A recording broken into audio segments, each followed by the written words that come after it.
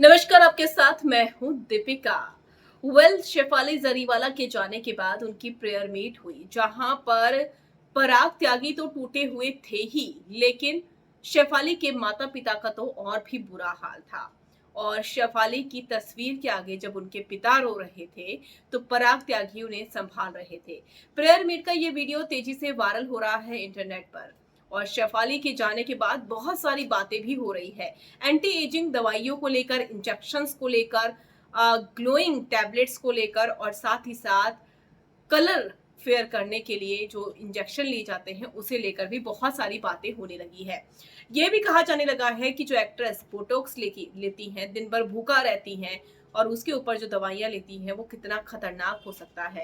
Actress की life कितनी दर्द भरी होती है, क्योंकि उन्हें हर वक्त सुंदर दिखना होता है, और सुंदर दिखने की चाह में कई बार वो अपनी हेल्थ के साथ भी कॉम्प्रोमाइज करने से नहीं डरती हैं।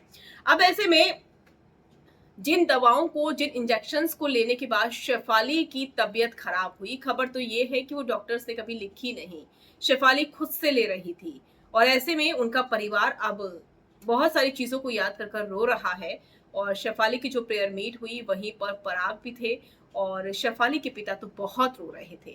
शेफाली के पिता को संभालते संभालते पराग खुद भी रो रहे थे, और पराग की यह हालत देखकर फैंस जो थे वो बहुत परेशान हो गए। पराग जो है वो समझ नहीं पा रहे हैं कि हुआ क्या है, ये एक मजाक है, गंदा सपना है, या फिर क्या है। पराग ये नहीं समझ पा रहे कि हकीकत है, और सचमुच हकीकत में उन्होंने शेफाली को खो दिया है।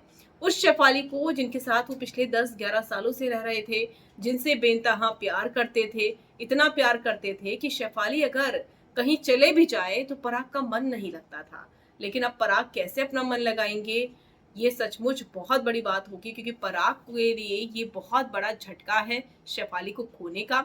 और जिस तरीके से पराग इस वीडियो में नजर आ रहे हैं, उसे देखकर मुश्किल लगता है कि पराग अपनी केयर कर पाएंगे, जिस तरीके से शेफाली उनको प्यार करती थी, जिस तरीके से उनकी केयर करती थी।